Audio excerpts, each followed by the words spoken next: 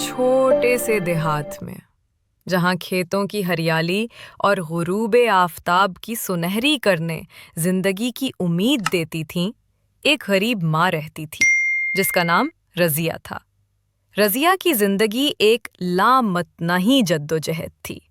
صبح سے شام تک کھیتوں میں کام، گھر واپس آ کر روٹی سلانی اور رات کو بیٹے احمد کو سینے سے لگا کر سونے کی کوشش۔ احمد اس کا واحد بیٹا تھا۔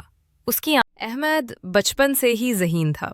اس کی آنکھوں میں خواب تھے، ڈاکٹر بننے کا، لوگوں کی زندگیاں بچانے کا، مگر غربت نے اس کے خوابوں کو زنجیروں میں جکڑ رکھا تھا۔ رضیہ نے دیکھا تو فیصلہ کیا کہ جو بھی ہو، بیٹے کو پڑھانا ہے۔ وہ دن بھر مزدوری کرتی، شام کو گھر آ کر احمد کی کتابیں صاف کرتی۔ کئی رات بھوکے پیٹ سو جاتی احمد کو آخری روٹی کھلانے کے بعد، بیٹا پڑھ لو۔ وقت گزرتا گیا۔ احمد نے دیہات کی چھوٹی سی اسکول سے اعلیٰ تعلیم حاصل کی۔ رضیہ نے اپنے زیور بیچ دیے، گھر کی آخری بکری قربان کر دی، مگر احمد کی فیس ادا کرتی رہی۔ شہر جا کر احمد نے میڈیکل کالج میں داخلہ لے لیا۔ وہاں کی چمک دمک، بڑے بڑے ڈاکٹروں کی باتیں اور نئی زندگی نے اسے موہ لیا۔ خطوط میں ماں کو لکھتا، ماں، یہاں سب ٹھیک ہے، تم فکر نہ کرو۔ مگر رضیہ کے خطوط پڑھ کر اسے شرمندگی ہوتی۔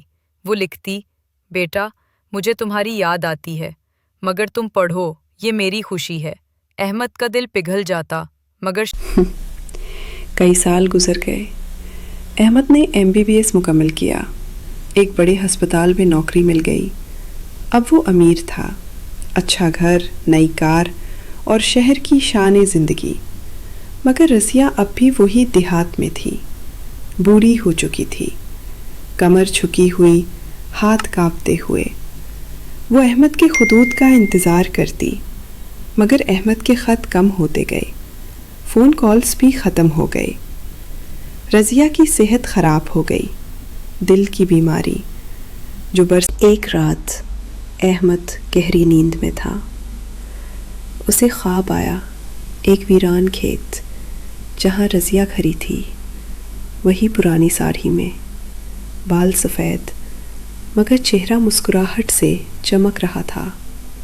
وہ آگے بڑھی، احمد کا ہاتھ پکڑا اور نرم آواز میں بولی، بیٹا، مجھے معاف کر لو، میں تمہاری خاطر چاہیے ہوں، تمہارے خواب پورے کرنے کے لیے۔ اب تم کامیاب ہو، مجھے سکون ہے۔ یہ تو میری زندگی کی سب سے بڑی سزا ہے۔